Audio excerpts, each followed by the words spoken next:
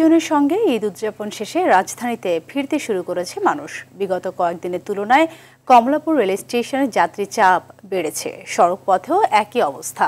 আগামীকাল সড়ক ও রেলপথে বাড়তি চাপের আশঙ্কা করছেন গ্রাম থেকে ঈদ উদযাপন শেষে ঢাকায় ফেরত যাত্রীরা। এদিকে ঈদের পঞ্চম দিনেও ঢাকা ছাড়ছে মানুষ। সার্ভার জটিলতায় অনলাইনে টিকিট বিক্রি বন্ধ থাকায় বিলম্বে ছাড়ে বেশ কয়েকটি ট্রেন।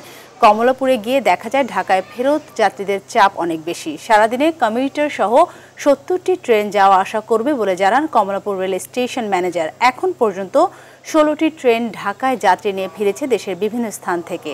বাসগুলোকে নিজ নিজ কাউন্টারে যাত্রী নিয়ে ফিরতে দেখা যায়।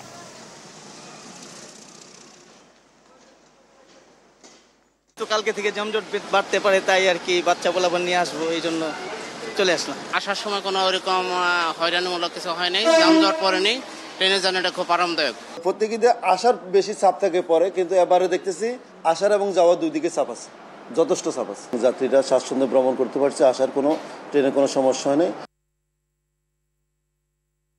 রাজধানীর কমলাপুর রেল স্টেশন থেকে সরাসরি যুক্ত হচ্ছেন সহকর্মী দীপ্ত চন্দ্র পাল। দীপ্ত, ট্রেনে ঢাকায় ফেরা যাত্রীরা কি বলছেন আর যাত্রীদের চাপ কেমন দেখতে পাচ্ছেন, সব মিলে সেখানকার পরিস্থিতি তুলে ধরবেন।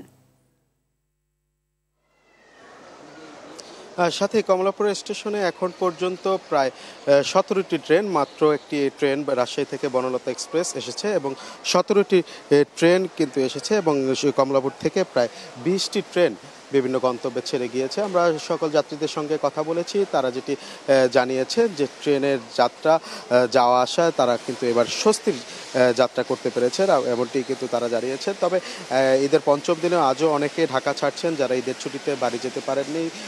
ঈদের পরবর্তী সময়ে তারা কিন্তু পরিবারের সঙ্গে দেখা করতে ঢাকা ছাড়ছেন এবং অনেকে আবার যারা ঢাকায় ঈদ করতে এসেছিলেন, যেহেতু ছুটি শেষ সেজন্য কিন্তু ঢাকা থেকে তারা তাদের যে গন্তব্যে ফিরে যাচ্ছেন। তবে সেখানে যাত্রীরা একটু কয়েকটি ট্রেনের বিলম্বের কথা জানিয়েছেন। আমরা স্টেশন ম্যানেজারের সঙ্গে কথা বলেছি, তিনিও বিষয়টি স্বীকার করেছেন। বিভিন্ন ত্রুটির কারণে কয়েকটি ট্রেন ১ থেকে ২ ঘন্টা পর্যন্ত শিডিউল বিপর্যয় হয়েছে এবং সেই শিডিউল বিপর্যয় বেলা ১১টার পর আস্তে আস্তে কাটতে শুরু করেছে এবং এখন কিন্তু স্বাভাবিক নিয়মেই চলছে। আর একটু বিষয় বলে রাখি, কমলাপুর রেল স্টেশন থেকে আজকে কমিউটার এবং আন্তনগর ট্রেন এবং যে মেলিং ট্রেনগুলো রয়েছে সেগুলো মিলিয়ে ৭০টি ট্রেন ঢাকা থেকে ছেড়ে যাবে এবং ৭০টি ট্রেন ঢাকার উদ্দেশ্যে রওনা দিবে এবং ঢাকায় পৌঁছাবে, এমনটি কিন্তু জানিয়েছেন। এখন পর্যন্ত ১৭টি ট্রেন বিভিন্ন গন্তব্য থেকে ঢাকায় এসেছেন এবং প্রায় ২০টি ট্রেন ঢাকা ত্যাগ করেছেন। আমরা সব যাত্রীদের সঙ্গে কথা বলেছি, তারা কিন্তু যারা ঢাকায় ব্যাক করছে তারা